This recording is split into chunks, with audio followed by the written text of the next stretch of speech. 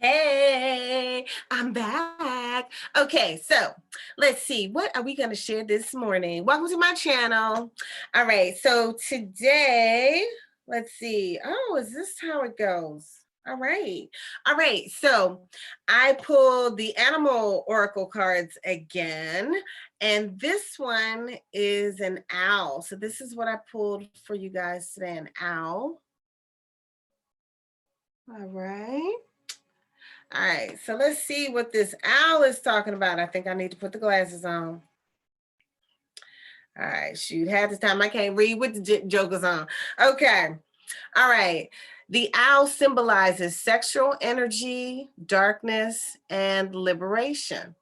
And oftentimes we hear the word darkness, and honestly, in my opinion and in my experience, you can't have light without dark. Okay, so darkness is just a part of life. There's light and there's dark. That is just how it is.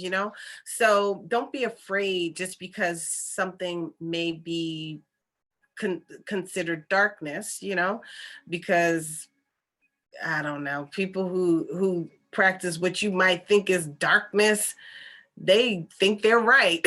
So I mean, there's darkness, there's light.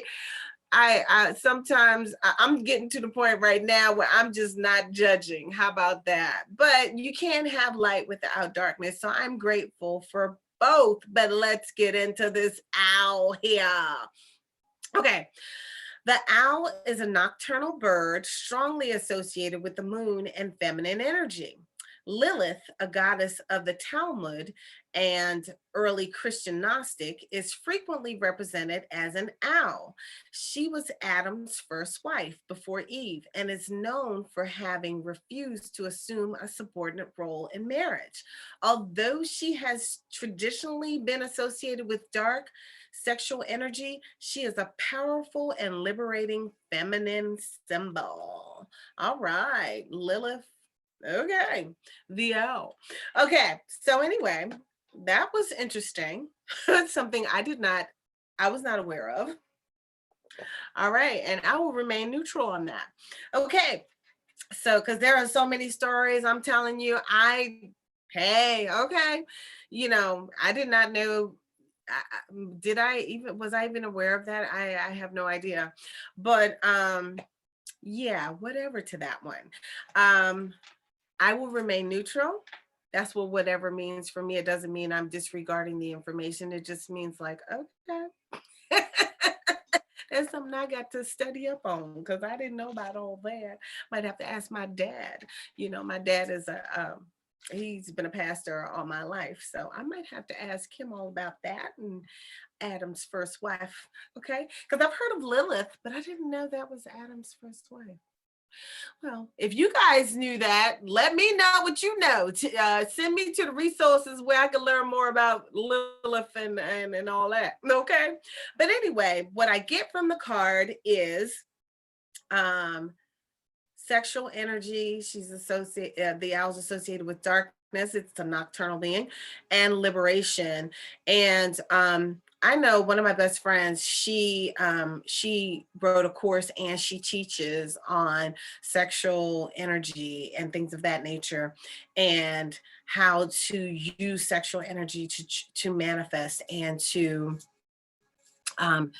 heal, do healing work using sexual energy. And it's really important, if you read different books by thought leaders like who wrote Stephen Covey? Is that who wrote The Magic of Thinking Big? I can't remember. But no, not The Magic. That's David Schwartz. 7 Habits of Highly Effective People. I believe he talks about sexual transmutation. And, because it's very important to not always have to, like, you can transmute the sexual energy and use it to create and manifest and build and work in your business. And I remember when I was working in my business that I had in when was it? The mid-90s? I don't know when it was now. It was 1999 to maybe 2008, I think.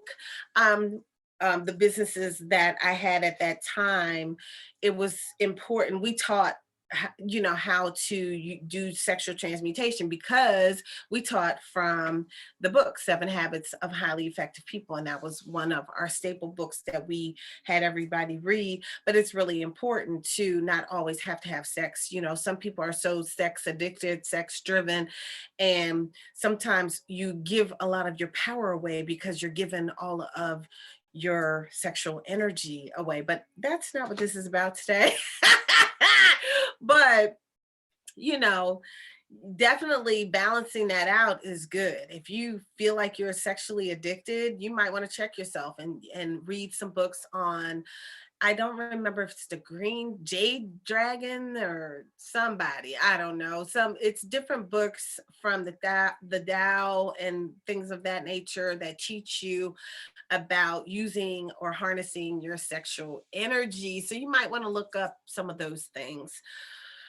Um, what else? Liberation with the owl. I don't know. I like owls because owls feel like they're wise to me. And when I think of owls, I think of my ancestors. And I remember when I had my house in Texas, my Texas house. Um, I remember there would be this owl that would come to my window upstairs, and I'd be like, wow, what's up with that? The fact that this owl keeps visiting me. I just thought that was awesome. It felt like my ancestors or the spirit world was talking to me through the owl.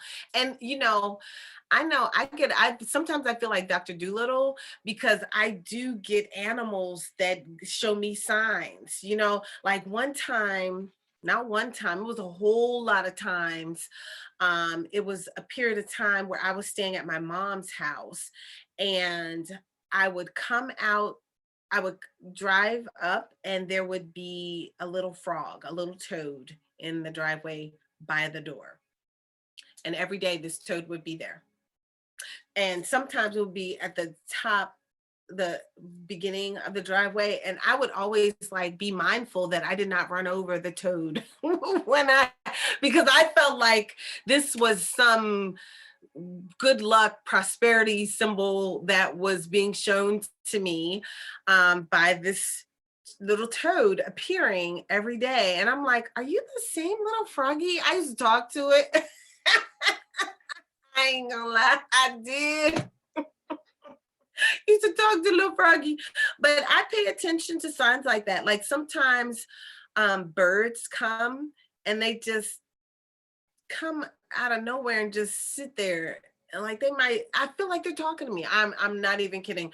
I remember my dog, I used to be able to intuit what my dog was saying or feeling or thinking. I remember one time when I was at the institute, because I went to an institute for 6 years to learn how to hone my gifts. And so I remember this person, I can't remember if it was a man or woman, but they came in and they wanted a reading on their cat. And I was like, really? Because this was before the David Edwards days where he was, talking to people.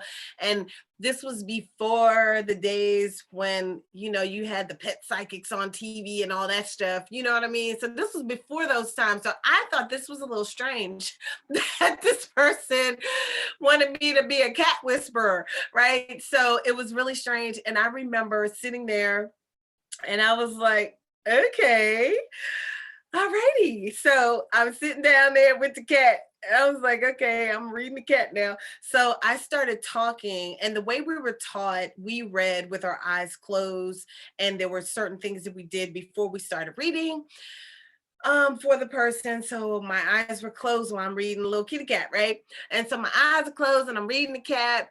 And so when you're working in that manner, you can't see what the other person's facial expression looks like, right? What the person that brought the cat in. So I'm not seeing if they're thinking this chick don't know what the hell she talking about or what, right? So there's no validation from somebody's facial expressions, like you're on point or you're not, because your eyes are closed, right? So I'm sitting there, I'm reading cats. I'm just reading this cat, reading whatever I'm hearing that's coming from this cat. And so after I was done, I was like, okay, I'm done. So I look at the person and and and they were like, oh my God, you were dead on. And I was like, really? And they told me, I don't remember it all at this point, but they told me what was happening in their lives. And this is what was happening to the cat. And the cat was actually going through a depression. So anyway, that was very interesting. But after that, I read a dog, and I always read my dog, but I didn't really know that I was reading my dog until I was really reading these other animals. And I swear, I think my dog used to read me too. But anyway, y'all, that's it for today. I had fun talking about this little owl. I hope y'all had fun. And I hope, use that sexual energy, use all of this, use that sexual creative energy to manifest what it is that you desire and feel liberated, balance out your light and your dark energy, and let's have some fun. And as always, if y'all want more, we're over there in Roses, Lavender, and Sage. So meet us over there. And that's only for women, you guys. Okay. Anyway, have a wonderful day. Ashe, ashe, ashe.